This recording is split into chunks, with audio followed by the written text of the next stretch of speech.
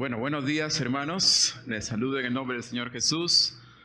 Estoy muy satisfecho, muy contento de estar con ustedes en este día, en esta mañana. Gracias, Pastor Félix. Gracias a ustedes por acogernos, por recibirnos en este día. Hemos anhelado mucho estar aquí en Colombia, este viaje. Hace 5 años que mi esposa no ha regresado. Para los que no me conocen, yo soy peruano y mi esposa es de acá, de un municipio, Santa Bárbara, de Bucaramanga, ¿no? Y entonces hace 5 años ella está conmigo allá y ha extrañado a la familia, vino la pandemia y bueno, hizo difícil las cosas para venir. Entonces hemos anhelado mucho este viaje. Hermanos, por varias razones, porque visite mi esposa a su familia, porque conozca al pequeño travieso que está por ahí, inquieto, mitad peruano, mitad inca y mitad, ¿qué es? Mitad suaqueño, no sé, o colombiano. Pero bueno, es un cruce terrible ahí he visto, ¿ya? Espero que se vayan acomodando las cosas ahí con la gracia de Dios. Pero no lo ha conocido mi suegra ni sus tíos y ahora ya lo han conocido al pequeño.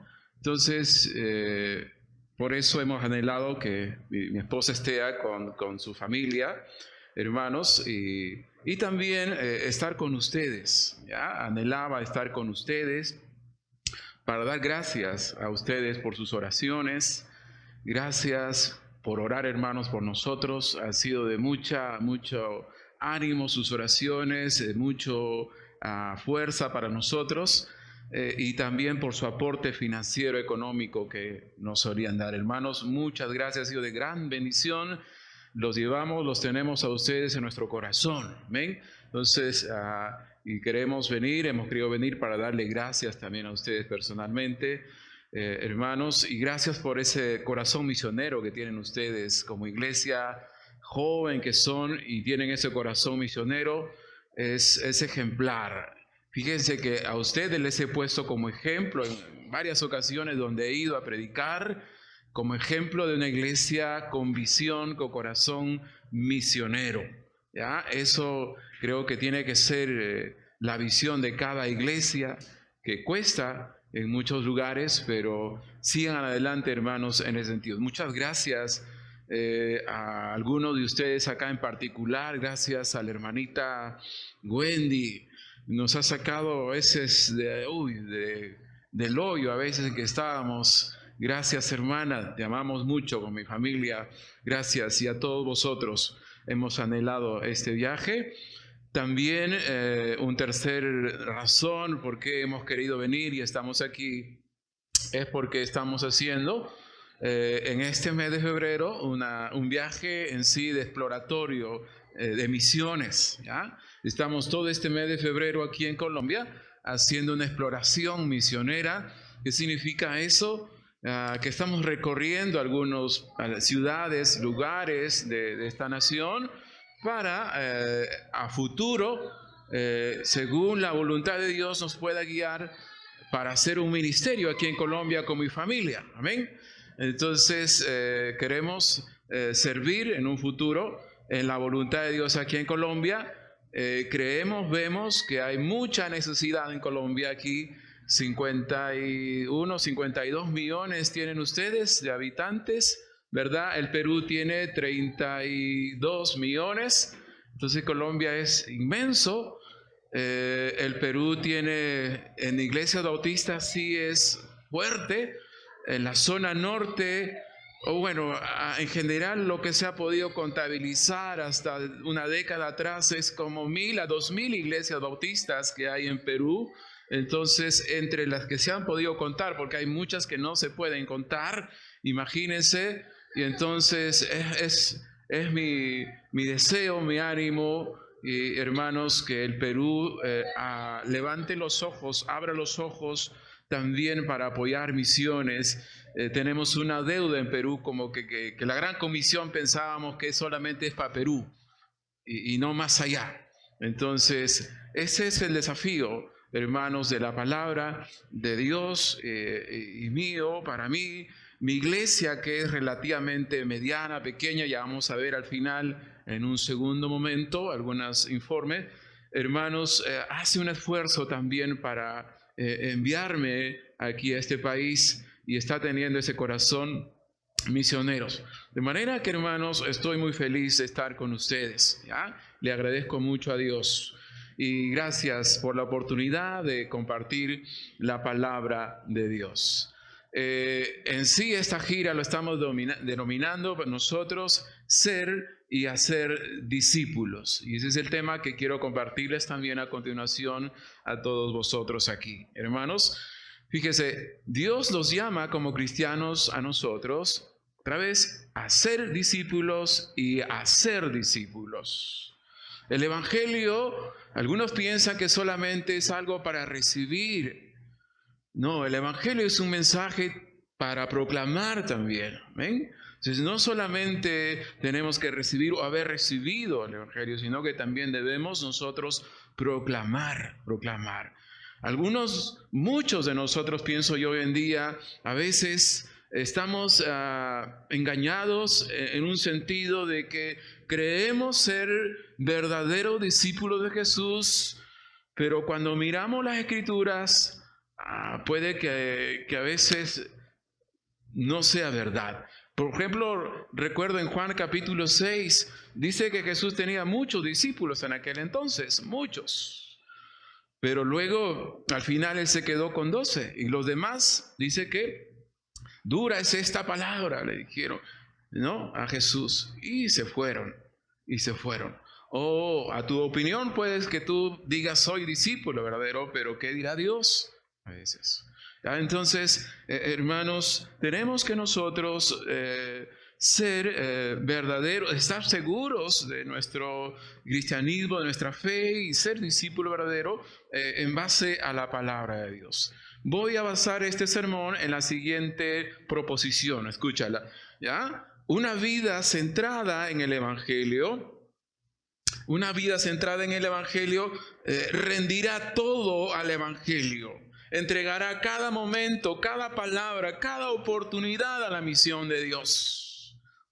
Si tu vida está centrada en el Evangelio, vas a entregar todo al Evangelio, cada palabra, cada momento, cada oportunidad, cada recurso a la misión de Dios. Eso es ser un verdadero discípulo, hermanos. Por lo menos un estándar, como lo dice Lucas 6:40, así Jesús dijo, el discípulo tiene que llegar a ser igual a su maestro, por lo menos es el estándar. Debemos superar al maestro, está bien, pero por lo menos ese debe ser nuestro estándar, hermanos. Esa es nuestra debilidad en nuestras iglesias. Hoy en día no estamos reproduciendo esa calidad de discípulos hoy en día. Eso es nuestro defecto hoy en día. Si tuviésemos esa calidad de discípulos que lo entregaran todo a la misión de Dios, muchos problemas, estoy seguro, serían resueltos en nuestras iglesias, hermanos. Tenemos que preocuparnos nosotros en reproducir ese tipo, esa calidad de discípulos que lo entreguen todo, que lo den todo. Ser discípulo de Cristo, ser cristiano verdadero no es vivir una vida moral nada más. No.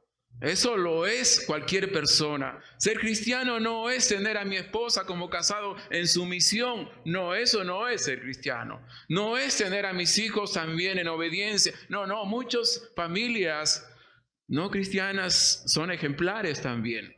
No es ser cristiano, no es simplemente, ya soy salvo, sé que soy salvo, estoy seguro y punto. No, eso no es ser cristiano. Ser cristiano, otra vez, es entender, hermano, la doctrina verdadera, pero rendir todo, como digo, hermanos, a la misión de Dios. Vivir para Cristo, como decía el apóstol Pablo. Para mí el vivir es Cristo, ya no vivo yo.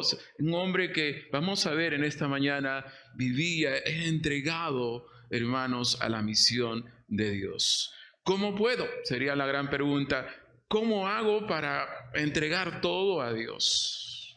¿no? ¿Cómo hago para rendir cada momento, cada palabra, cada oportunidad a la misión de Dios?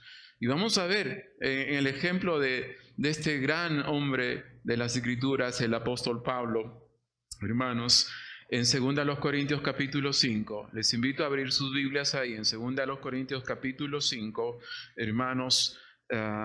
Y vamos a mirar ahí cómo el apóstol Pablo pues anhelaba agradar a Dios en su vida y qué le motivó a él a vivir así entregado. ¿Qué razones él tenía para entregarse o haberse entregado todo, hermanos, al Señor? ¿Ya? 2 Corintios capítulo 5, voy a leer desde el versículo 9 hasta el versículo 17.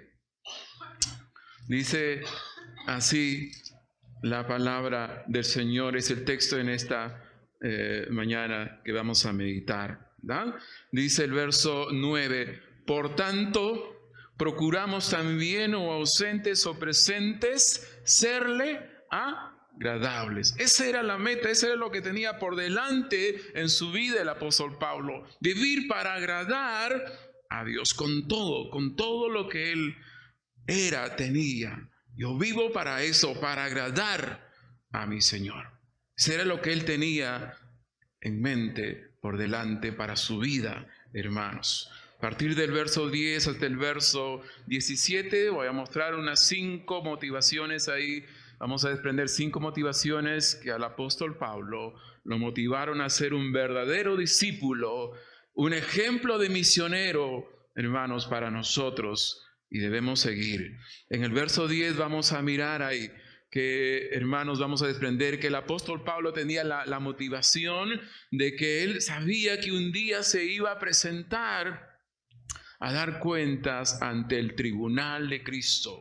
Y eso lo motivaba a él a vivir así, entregado totalmente al Señor.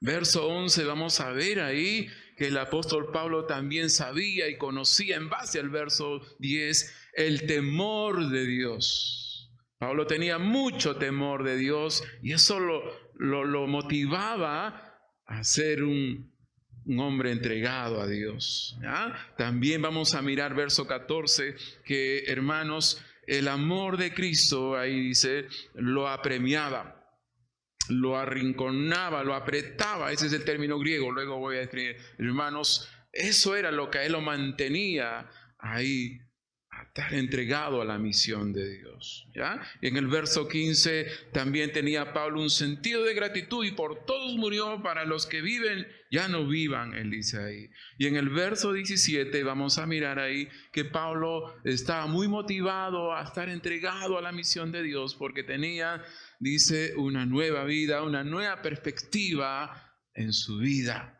Ya dejó lo pasado, ya no vivía para el pasado, tenía una nueva perspectiva de vida, hermanos. Entonces, esos puntos vamos a pasar a desarrollar a continuación, hermanos. Entonces, recuerde, hermanos, tenemos que entregar cada momento, cada oportunidad, cada palabra, cada recurso como verdaderos discípulos a la misión de Dios. Amén. Tenemos que entregar todo. Eso es una vida centrada que quiere agradar a Dios en su vida. Número 1, entonces, verso 10. Pablo sabía que llegará un día en que todos compareceremos ante el tribunal de Cristo. Dice el verso 10, porque es necesario que todos nosotros comparezcamos ante el tribunal de Cristo, para que cada uno reciba según lo que haya hecho mientras estaba en el cuerpo, sea bueno o sea malo, Un juicio aquí, hermanos, una comparecencia de cristianos. Muchos hablamos de juicios, pero el primer juicio escatológico, si uno quiere usar ese término, es para cristianos, creyentes nada más. Pablo usa acá el término griego bima, el bima de Cristo. El tribunal, ahí es el bima, la palabra griega, que es un escalón, una grada, una plataforma, ¿no? Un estrado, y posiblemente está aludiendo al estrado de Pilato, de Herodes, donde ellos se sentaban, o también en la ciudad de Corinto, donde se sentaban los jueces. Hoy hay restos ahí, o uno puede viajar y mirar ahí esos estrados de jueces terrenales, de jueces humanos, que juzgaban causas civiles, sociales, no debido a muerte, pero Pablo está usando ese término ahí, bima, ese estrado, ¿no? Ese estrado está poniendo en la mente ahí para que él entienda, ¿no? Que así Jesucristo también, hermanos, tres cositas. Jesucristo es nuestro Salvador, amén. Amén. Jesucristo es nuestro Señor, amén. Pero en tercer lugar, Jesucristo es nuestro juez, amén. ¿Sí o no? Fíjese que a veces, para todo yo en vivo y en directo predicando, ¿cuántos creen que Jesús, o qué es Jesucristo para usted? Mi Salvador, la mayoría. Casi uno raro es mi Señor. La mayoría no lo quiere como Señor a Jesús. ¿Sí ha leído eso? ¿Sí ha visto eso? No, porque decir que es mi Señor ya implica más cosas que Él va a mandar aquí. ¿Ya? Entonces, no lo quieren casi como Señor a Jesús. Imagínese como juez. Pero Jesucristo también es nuestro juez, hermanos. ¿Ya? Y este tribunal dice ahí el término griego, panta, todos los creyentes. Nadie, hermanos, va a estar librado aquí. La totalidad de cristianos va a tener que presentarse un día ante el Salvador, Señor y juez de todos nosotros, hermanos. ¿Qué nos va a juzgar Jesucristo? No nuestra salvación. La salvación no se pierde, amén. ¿No están seguros? La salvación no se pierde, amén. Pero si alguien cree que se pierde, no la va a perder, decía un pastor, ¿ya? No la va a perder, ¿ya? Entonces, hermano, la salvación no se pierde. No vamos a ser juzgados ahí de nuestra salvación, sino de respecto de nuestras obras. Lo que hayamos llevado a cabo en nuestra vida, hermanos. Todos vamos a ser juzgados, hermanos, respecto de las obras que hayamos llevado a cabo en esta vida, para recibir lo que es debido, hermanos. ¿Ya? Dice que algunos recibirán algo malo, algo vacío, algo detestable, sin valor, algo bajo, hermanos, impensable, ¿no? Algunos cristianos podrán no haber hecho nada en su vida, tal vez no haber vivido así realmente entregado, aprovechado su vida, hermanos, para servir a la misión de Dios. ¿Ya? Entonces, vamos a ser juzgados por la forma, hermanos, que hayamos vivido, hermanos. ¿Ya? Entonces, cuando estemos en la presencia de Dios, significa que habremos acabado nuestra vida en esta tierra, en nuestros cuerpos, hermanos. ¿Ya? Entonces, la pregunta es, ¿cómo habremos utilizado nuestra vida, nuestros cuerpos aquí? ¿Cómo lo estamos usando aquí en esta vida, en este tiempo presente, hermano? Esa es la gran pregunta. ¿Cómo está usted usando su vida, su tiempo, su cuerpo y cada cosa que ustedes tienen, hermanos, aquí? ¿Lo está usando para la misión de Dios, hermano? ¿Está viviendo para Cristo? Esa es la gran pregunta. ¿Habrá recompensas también? Sí, al final de la carrera cristiana, hermanos, en este tribunal de Cristo. El apóstol Pablo, uno lo ve en su vida, él quiso honrar a Jesucristo, hermanos, con su vida, con su cuerpo y con su servicio. Él quiso, hermanos, agradar a Dios y sí tenía la esperanza de recibir algún reconocimiento en el tribunal de Cristo. Eso no es malo, hermanos. Anhelar un reconocimiento de Dios es algo correcto, y eso es lo que anhelaba el apóstol Pablo, hermanos. Él decía, yo no golpeo al aire, yo no corro así como a la aventura, yo sé a dónde voy, sé qué metas tengo, y siempre estaba proyectado, hermanos, y siempre estaba buscando algo, hermano. Entonces, proyectarse en la vida cristiana es correcto, hermanos, y eso buscó el apóstol Pablo. Recordemos la parábola de los talentos, hermanos, en Mateo 25-21. ¿Recuerdan? Un hombre dejó ahí que administraran sus bienes ahí. Dice que a un hombre, ¿cuántos talentos le entregó primero? 5, a otro 2 y a otro 1. Al que le entregó 5, ese ganó 5 más. Al que le entregó 2, ese ganó 2 más. Y al que le entregó 1, no ganó nada. Y al que ganó 5, ¿qué le dijo el dueño ahí? ¿Verdad? Verso 21, ahí Mateo 25, 21, él le dice, ¿no? Bien, buen siervo y fiel. En lo poco fuiste fiel, sobre mucho te pondré. Entra y alegra, entra al gozo de tu Señor. ¡Wow! ¿Usted no quisiera escuchar eso allá en el tribunal de Cristo? Bien, buen siervo fiel, en lo poco, en lo mucho, entra. Amén, hermanos. Eso quisiéramos escuchar por lo menos un día, anhelar eso cuando estemos, hermanos, en la presencia de Dios. Eso era lo que Pablo tenía por delante y lo motivaba a esforzarse, a entregar todo su tiempo, su vida, sus recursos, todo para la misión de Dios. Un día voy a estar delante de Él, hermanos. Si en lo terrenal a veces nos ponemos metas y no está mal, cuanto más, hermanos, para lo celestial.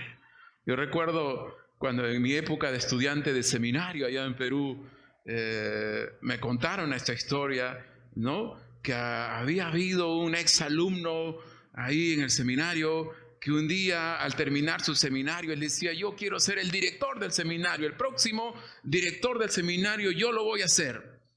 Y todos le decían: estás loco, jovencito. Y el director, no. Cuando yo entré a estudiar tiempo después, él era el director y fue un gran director por mucho tiempo, muchos años. No es malo proyectarse, obtener cosas. En lo terrenal lo hacemos. ¿Cuánto más, hermanos, proyectarnos para lo amén, celestial? Hermanos, ese es el primer punto, la primera motivación que vemos en este verso 10. Pasemos rápido, porque sé que si me paso el tiempo me van a dar 40 azotes menos 1, dice el pastor. Entonces, vamos pasando. ¿Ya? Bien, en el verso 11 dije que Pablo también lo motivaba, ¿qué cosa? El temor de Dios. El temor de Dios. Dice el verso 11, conociendo pues el temor del Señor, persuadimos a los hombres, pero a Dios le es manifiesto lo que somos. Y espero que también lo sea vuestras conciencias. En el idioma griego hay una conjunción, por tanto, para conectar el verso 11 con el verso 10. ¿Ya? Pablo menciona lo del 11 teniendo en mente lo del 10. Un día voy a estar ante el tribunal de Dios. Y entonces tengo temor, dice el apóstol Pablo, en ese sentido. Tengo temor de Dios, hermanos. ¿Ya? Temor es la palabra griega phobos, de donde desprende nuestra palabra fobia, tal vez, ¿no? Que significa miedo. Phobos es poner a una persona en miedo, un susto. En la Biblia se puede usar de dos maneras. Un miedo, pues así, un espanto, un susto, o también un temor reverente. Un temor reverente de respeto a Dios. Pero aquí no está hablando de respeto, sino está hablando, Pablo, voy a estar presente allá y tengo temor, dice el apóstol Pablo. ¿Ya? Entonces de ese miedo, hermanos, está hablando. ¿Ya? Entonces, hermanos, tengo ese temor. Fíjese que algunos pensadores teólogos, algunos teólogos, vamos a decir así, disculpen la expresión, piensan que eso del temor de Dios es algo desfasado, es algo que no tiene sentido, ¿no? Que no hay que predicar. Hay que creer en un Dios, un anciano de días, lleno de amor, tierno, ¿no? Y Padre de todos y Salvador de todos. En eso tenemos que predicar y en eso tenemos que creer. Algunos piensan que ese es nuestro Dios, pero eso no enseña la Biblia. ¿Han leído ustedes lo que dice Hebreos, hermanos, el capítulo 10, verso 31, una frase ahí dice: horrenda, ¿qué cosa? Cosa es caer en las manos de un Dios vivo, ¿verdad? Entonces, hermanos, pero algunos dicen que no hay que predicar. Fíjese que yo una vez estuve predicando en una iglesia en la capital de Perú, en Lima. Yo vivo al norte, en Trujillo, y tenía un material, un estudio completo del temor de una separata, le llamamos allá. Tuve un estudio ahí de 3 meses sobre el temor de Dios nada más. Y cuando una vez fui a gira ahí, dije, bueno, traiga un tema, pastor, ya, voy a predicar del temor de Dios. Y estaba predicando ahí y muchos me decían, pastor, pero no podemos vivir así con miedo, aterrados. No, mejor ya no prediques. En una iglesia nuestra, bautista, hermana, ¿qué? Pero está en la Biblia. Y Génesis nos dice incluso que un nombre de Dios es temor. Él se llama temor incluso. Pero algunos le tienen temor al temor de Dios. Valga la redundancia, hermanos. Entonces, eso le empujaba a Pablo, ¿no? Le animaba, hermanos, a ser un fiel discípulo, misionero, vivir entregado, porque él tenía, hermanos, temor de Dios. Y él dice, intentamos persuadir en ese verso 11, ¿no? Hermanos, a los hombres. No es fácil persuadir, hacer comprender, hacer entender el evangelio a la gente hoy en día. No es fácil, hermanos, ¿verdad? No somos incomprendidos, ¿verdad? Somos rechazados, somos odiados, hermanos. Bueno, no importa. La gente no nos puede entender, no nos puede comprender. Pero ¿quién sí dice que nos entiende aquí el verso 11? ¿Quién? Dice el verso 11, no, persuadimos a los hombres, pero a Dios les manifiesto lo que somos. Dios sí te entiende. Dios sí te comprende. Amén. Dios sí, hermano, está satisfecho con lo que nosotros, aunque es difícil para con los hombres, hermanos, intentar persuadir. ¿Y quién le está hablando? El apóstol Pablo. ¿Le fue fácil a él predicar el evangelio, persuadir a los hombres en su vida? ¿Estuvo en la cárcel Pablo por predicar el evangelio? ¿Fue azotado? ¿Fue apedreado? Muchas cosas por predicar el evangelio. Bueno, es difícil. Cuesta, hermanos, a veces persuadir, hacer la obra misión. No es fácil. No es fácil, hermanos, ¿ya? Pero hay que seguir adelante porque Dios conoce y Dios sí nos entiende, hermanos, nuestra labor, nuestro trabajo. Una aplicación aquí, hermanos, respecto de este punto. Hermanos, entendiendo esto del temor de Dios, nosotros tenemos que presentar el evangelio a las personas tal y como lo presenta las escrituras. Amén. Porque muchos también están presentando un evangelio diluido por ahí. Es como un pan sintético, no real, suave, agradable a los hombres. Y no. El Dios que quiere salvar a la gente, el Dios que quiere salvar al mundo es un Dios santo. Amén. ¿O no? Y así tenemos nosotros que predicar, que presentar, hermanos, el evangelio. Así tenemos que presentar nosotros a nuestro Dios. ¿Ya? Y cualquier persona que no quiera entender eso sabrá que un día tiene que presentarse también delante del tribunal de Dios, hermanos. Entonces, pero tenemos nosotros que tratar de mantenernos, hermanos, o de predicar un evangelio, el evangelio tal y como está en las escrituras, no diluirlo, no falsificarlo, no suavizarlo, hermanos, a la gente. Dios es un Dios santo. Dios es un Dios de temor, hermanos, y por eso Pablo insiste en eso. Conociendo pues el temor del Señor, persuadimos a los hombres. Esa es la base de su evangelio, de la evangelización, del apóstol Pablo, hermanos. Es terrible hoy en día como ver en muchas iglesias, en muchos púlpitos, hermanos, que nunca se habla del infierno, nunca se habla del temor de Dios. La gente no sabe qué es el castigo de Dios en las iglesias, en muchas iglesias. Hermanos, eso es triste, es lamentable. Pero hay que, como le dije este caso, una iglesia hermana dijo, pastor, no siga con eso porque me hace tener miedo de Dios. ¿Qué? ¿No? Entonces, hermanos, pero hay que predicar, hermanos, eso, y hay que tener presente el temor de Dios en nuestras vidas. Avanzamos, hermanos, al versículo 14 para mirar una tercera motivación que el apóstol tenía, hermanos, presente y para hacerle entregado a la misión de Dios. Dice el verso 14, hermanos, porque el amor de Cristo nos constriñe, pensando esto, que si uno murió por todos, luego todos murieron. Esta palabra constriñe, algunos lo han malentendido, piensa que es como atar, como, ¿no? Como que ahí limitar el asunto. No, constriñe quiere decir más como apremiar, ¿no? Apremiar, literalmente pues sostener o empujar o apretar. Creo que en Hechos 7:57, si no me equivoco, usa el mismo término ahí, de esta palabra griega, hermanos, de constreñir, pero ahí lo usa como tapar, en el sentido de que cuando Esteban, recuerdan el primer mártir de la iglesia, estaba siendo a punto de ser apedreado, pero él estaba predicándole a los enemigos ahí, y sus enemigos dice que se tapaban los oídos. Ya no sigas, cállate. Y comenzaron eso de apretar, eso es la misma palabra, constreñir. Constreñir.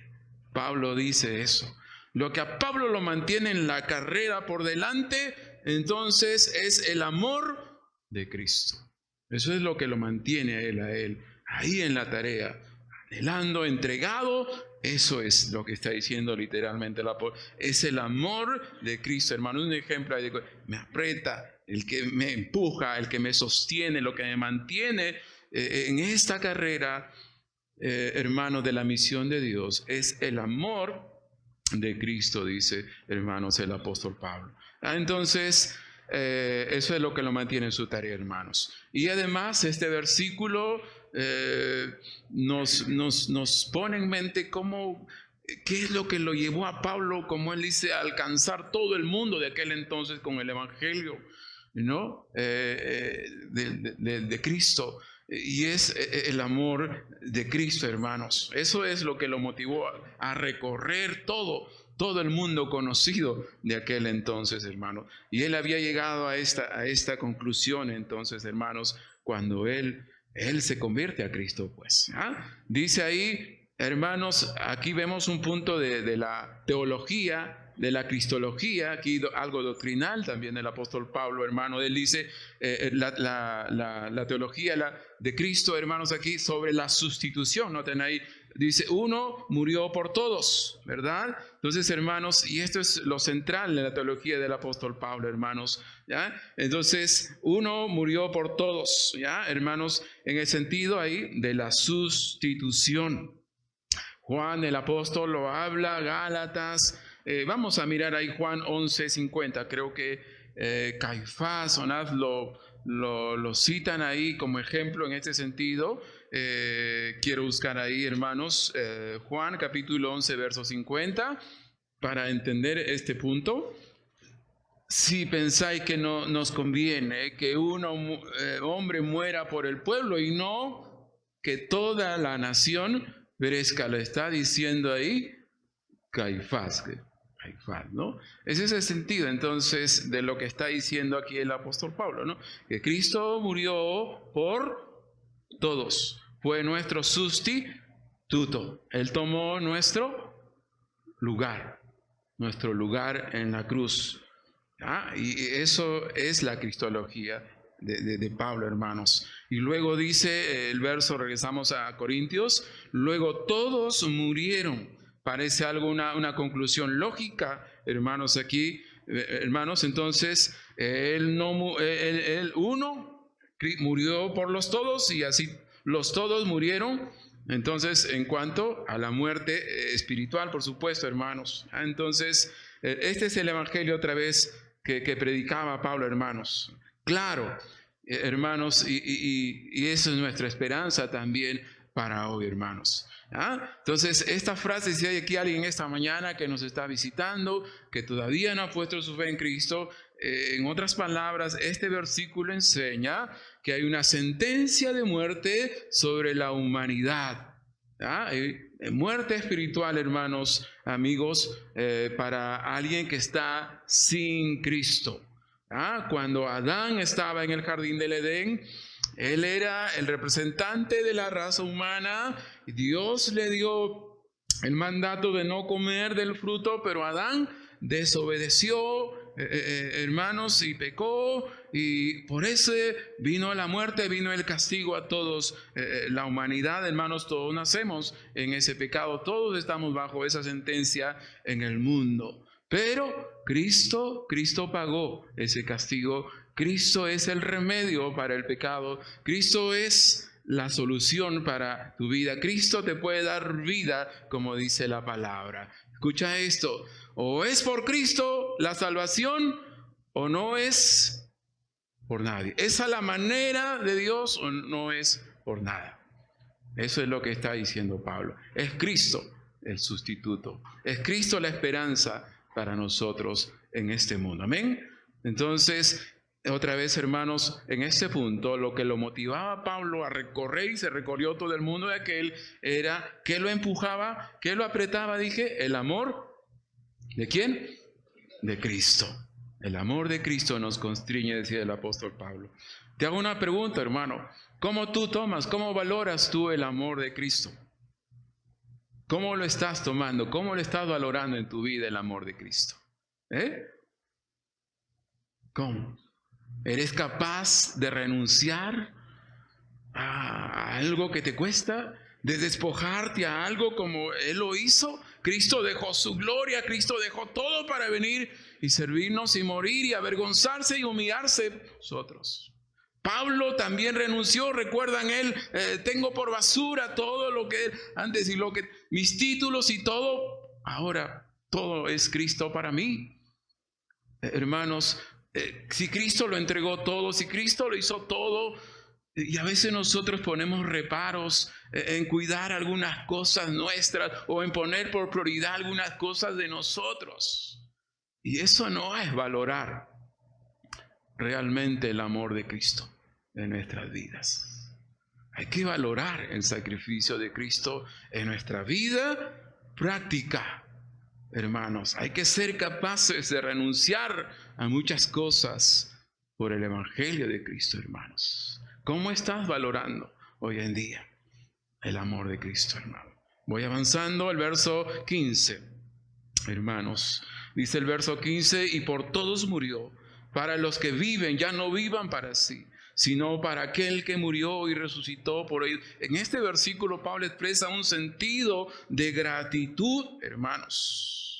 Un sentido de gratitud, y eso era lo que le empujaba. Vivo agradecido por lo que Cristo hizo. Por todos murió, para los que viven, ya no vivan para sí, sino para aquel que murió.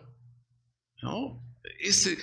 Hasta parece que él se obligaba, pero más está el sentido de ¿qué hago para agradecer en mi vida lo que Cristo hizo por mí? Entonces servirle, ¿no? Vivir para Él, entregado para Él, hermanos. Ese sentido de gratitud es como una obligación correspondiente que debería ser, hermanos, por lo que Cristo hizo por nosotros, hermanos. A veces sería, creo que es ilógico vivir la vida cristiana, como dije al comienzo, solo moralmente, solo de etiqueta, solo nominalmente, el cristianismo así, nada más pasivo, hermanos, sería algo ilógico. Cuando Cristo entregó su vida, y yo solamente tener la etiqueta de cristiano o nominalmente, no creo que, hermanos, sería algo lógico, sino más bien ilógico, hermanos, ¿verdad? Desde ese punto de vista,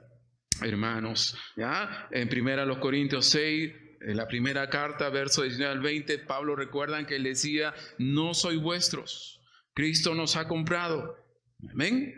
Ya no nos pertenecemos a nosotros, pertenecemos a Cristo. Ahí está hablando de la esclavitud voluntaria, hermanos, del siervo de Dios, hermanos, al Señor Jesucristo.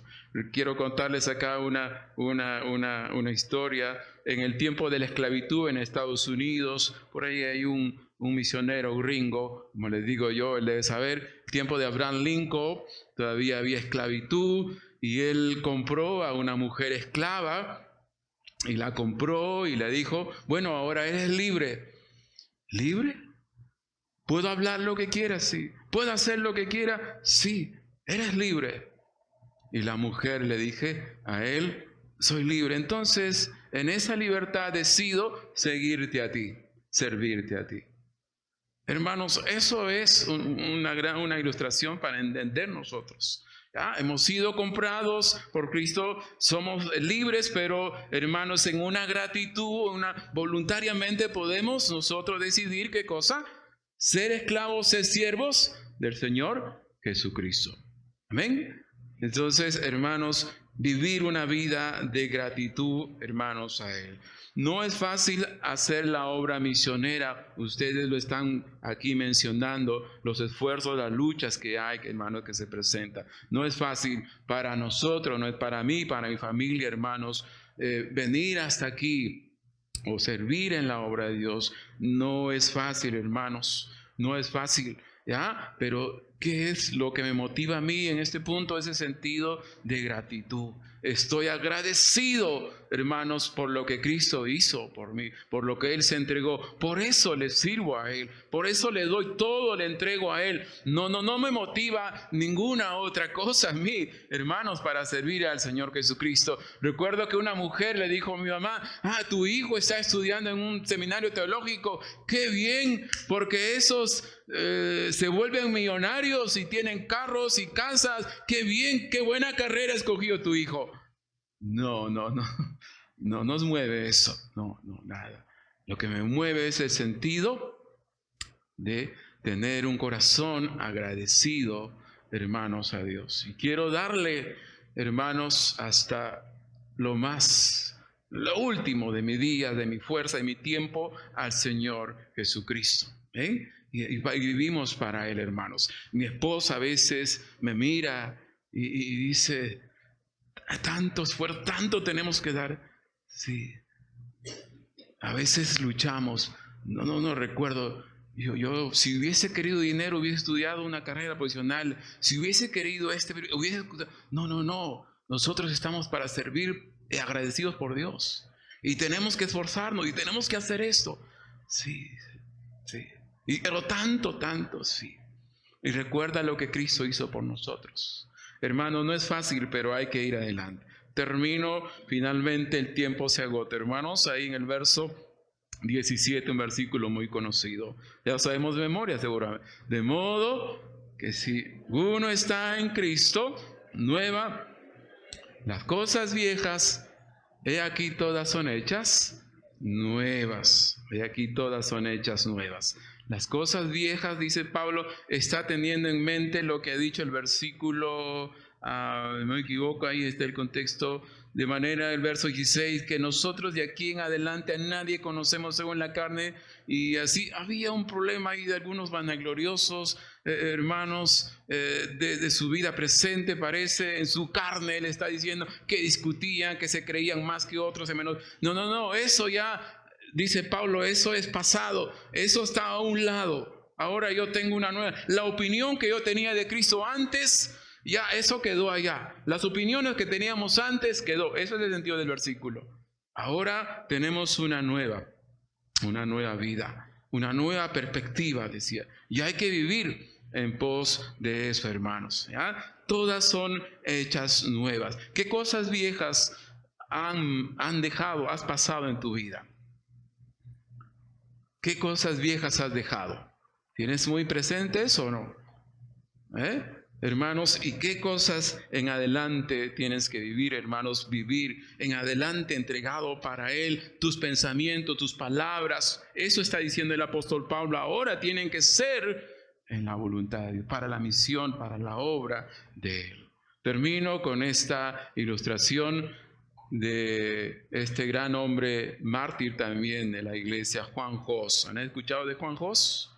Sí, hay películas de Juan Jos, sí, ¿verdad? Juan Jos, el pre-reformador que murió quemado, ¿recuerdan? Por oponerse ahí a la inmoralidad de la iglesia, hermanos, en aquel entonces. Él era un checo, ¿no? Filósofo y teólogo checo, hermanos, 1369, 1415. En el 1415 a él lo desnudaron, le pusieron un adorno, un sombrero de burro pintado con demonios y etiquetado como archihereje. Mientras tanto él oraba por sus enemigos, luego lo llevaron junto a una pila de sus libros, pero en llamas, hermanos, y lo encadenaron a una estaca ahí.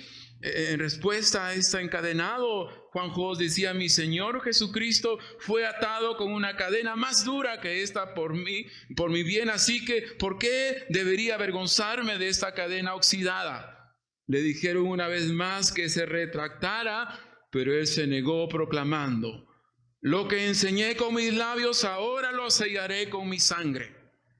Sus verdugos recogieron sus cenizas y los arrojaron a un lago para que no quedara nada de sus restos. Pero algunos checos recolectaron los trozos de tierra del suelo donde Jos había muerto y lo llevaron de regreso a Bohemia y así hicieron un monumento ahí, hermanos. Y los bohemios en Bohemia, hermanos, había ira, estaban furiosos con la ejecución de Jos, repudiaron al concilio después, y en los siguientes años una gran cantidad de jositas, hermanos, se negó a someterse ahí a la autoridad del emperador romano. En ese tiempo la iglesia también, hermanos, y a la postre Bohemia tuvo un despertar al cristianismo en Occidente, hermanos. Entonces, creo que eso es un ejemplo también, finalmente, de un cristiano totalmente entregado, de un verdadero discípulo, un hombre entregado totalmente a la misión de Dios. Amén.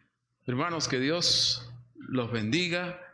Gracias por escucharme, estoy feliz de haber estado con nosotros. Oremos, procuremos en nuestra iglesia cada vez por reproducir verdaderos discípulos. Amén. Seamos discípulos y hagamos discípulos. Eso es la misión de Dios para nosotros. Gracias. Creo que ahora paso al tiempo de compartir algunas fotos, postales de la obra que estoy haciendo, que Dios está haciendo allá en Perú, ¿verdad? Bueno, Machu Picchu, no conozco Machu Picchu en Perú, está lejos de donde vivo, cuesta mucha plata ir ahí, solo los colombianos entran ahí y dicen, bien, pero disculpen ahí el chiste, pero hermanos, algún día Dios permitirá, mi esposa sueña con Machu Picchu, yo también, algún momento conoceremos. Bien, nuestra iglesia, creo que a continuación hay como un mapita, hermano, para ubicar, exacto, ahí, luego retrocedes, ¿ya? Trujillo, ¿sí? Trujillo, ese es el mapa del Perú. Entonces, Trujillo, al norte del Perú, allá está Ecuador y allá está Colombia, ¿ven? Entonces, no se nota la letra, disculpen ahí en la foto. Pero ahí está Trujillo, esa es la ciudad, y en esa ciudad hay un municipio, para que ustedes entiendan ahí, que se llama Poroto. ¿Ya? Entonces, que allá es un distrito y acá lo llaman municipio. Entonces, ahí queda Poroto. Ahora retrocedemos. Entonces, al norte del Perú, mucho calor, semejante aquí, el Pacífico está cerca ahí, hermanos. Bueno, hacemos labores evangelísticas en nuestra iglesia, vamos por las casas, hermanos, predicando con los hermanos, los jóvenes, en estos años que no nos hemos podido reunir mucho en la iglesia, de a poco sí íbamos por las casas, hermanos, y para qué. A veces la gente no va a la iglesia, pero a la casita ahí del vecino sí va y predicamos el evangelio, como en este caso, ¿no? Entonces hacemos esas labores evangelísticas por las casas. Hay gente que vive también en zona rural y ahí predicamos, ¿ven? En reuniones ahí familiares, vecinales, al aire libre, ¿verdad? Entonces, adelante, hermano. Son labores evangelísticas que hacemos. Mi esposa ahí está en el templo en Poroto, y ella está haciendo labor de discipulado con algunas hermanas. Ella está aprendiendo y está animada a seguir discipulando a las hermanas y les da sus clases ahí, hermanos de discipulado. Me está ayudando mucho mi esposa, ¿ya? Y entonces hacer el discipulado con las damas. Mi esposa también aprovecha que sabe cortar el pelo y es un servicio y les corta a los ancianos en sus casas, va con la máquina. Y en pandemia yo también aprendí a cortar el pelo, así es que si alguien quiere presentarse ahí para practicar, adelante. También vamos de Poroto a unas 4 horas, ya hay páramos, como dicen acá, que son alturas. Ahí estamos en una zona de 4.000 metros sobre el nivel del mar. Realmente es más frío que Santa Bárbara, donde estamos, más frío. Mi esposa me dice, ¿ya tienes frío? Sí, pero acá hace más frío. También vamos ahí, porque algunas familias en nuestra iglesia son de ahí, vamos ahí, sube el carro hasta ahí para predicar. O sea, estamos moviéndonos, moviéndonos para predicar. El año pasado también Dios nos dio la bendición de construir un piso pulido en la iglesia porque era tierra. Entonces Dios bendijo, se esforzaron los hermanos. Ahí están las hermanas también ayudando. No soy yo, estoy por otro lado, pero ahí algunos hermanos de las iglesias hermanas dijeron, pastor, vamos 4 maestros, pongan los materiales, y ahí lo hicieron en una noche, en una tarde, una noche, todo el piso de 15 por 15, que era grande. Y amén, hermanos, y Dios nos bendijo. Y ahí ya tuvimos nuestro aniversario en el mes de septiembre. Nuestra iglesia tiene 42 años, imagínense. 42. Hay un momento. ¿Se pasa sola? No. O el tiempo, tal vez. Hay un momentito para explicar hace 42 años. Yo pensaba que era joven la iglesia. No. Es una iglesia que sobrevive. No es fácil que las iglesias se mantengan en el tiempo. En sí debe tener nuestra iglesia como 50, 60 años. Hay algunos años que estuvo cerrada en el tiempo. Entonces, he visto la historia. Entonces, hermanos, en Perú hay iglesias muy antiguas. Muchos misioneros norteamericanos llegaron allá y plantaron iglesia hace buenos años, pero la iglesia ahí sobrevive, hermanos. Hace 42 ya se ha contabilizado en ese tiempo, pero ahí está. Yo llegué en un tiempo, hace 9 años, a la iglesia. No tan fácil, saliendo del seminario, estuve trabajando al lado de un misionero y él le tocó su gira a los estados, como hace vuestro pastor Aarón, de un año de gira, pero en ese año mi pastor se fue por 5 años. ¡Wow! Y yo estudiaba y tenía que pastorear la iglesia, no sabía ni cómo pastorear. Le debo a la iglesia realmente, aprendí ahí. Y entonces, y cuando él viene me dice, bueno, ya terminaste el seminario y te quedas ahí. Me quedo ahí, ¿no? Una etapa no tan bonita de la iglesia, pero ahí estamos.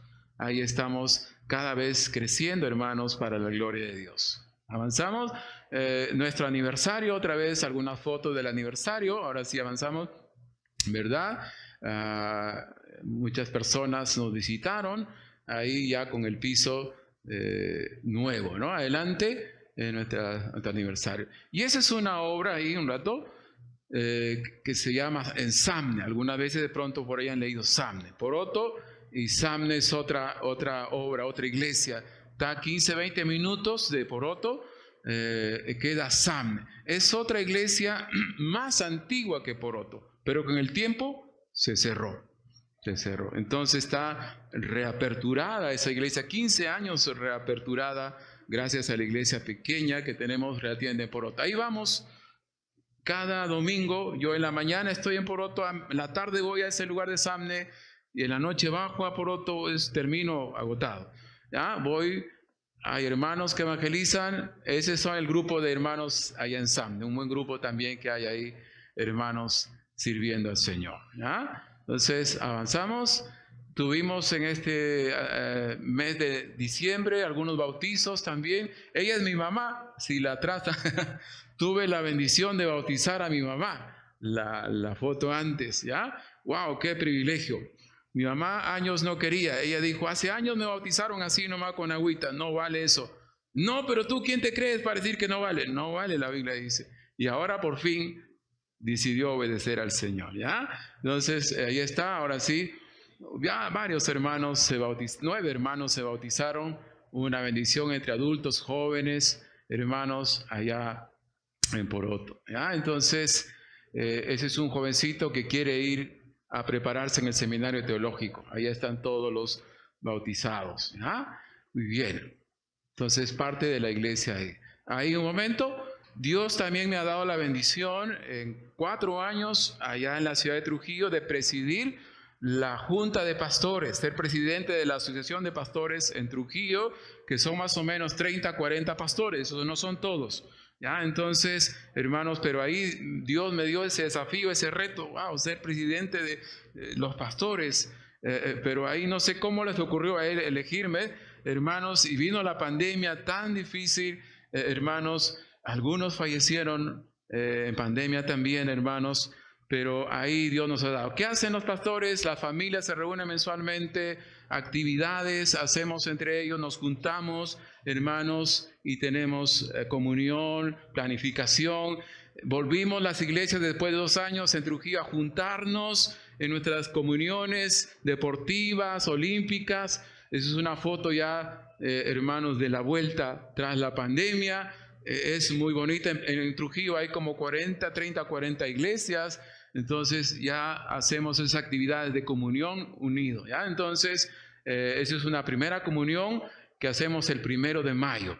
Ese es el seminario teológico, ese es el lugar donde nos reunimos. Avanzamos, la siguiente foto creo que muestra, ahí cada iglesia van con su bus a un campamento que tenemos el 30 de agosto y ahí es más grande la comunión. Eso hace la asociación de pastores. Trabaja en las familias y trabaja con las iglesias. Una tremenda bendición, la unión que hay, sí, allá en Trujillo. ¿Ya? Cuánto añoro yo eso en muchas ciudades, en muchos lugares. Finalmente, oren por nosotros porque queremos en un futuro venir a servir a Colombia. ¿Quisieran o no que puedan servir por acá, no? Amén. Amén, hermano. Gracias.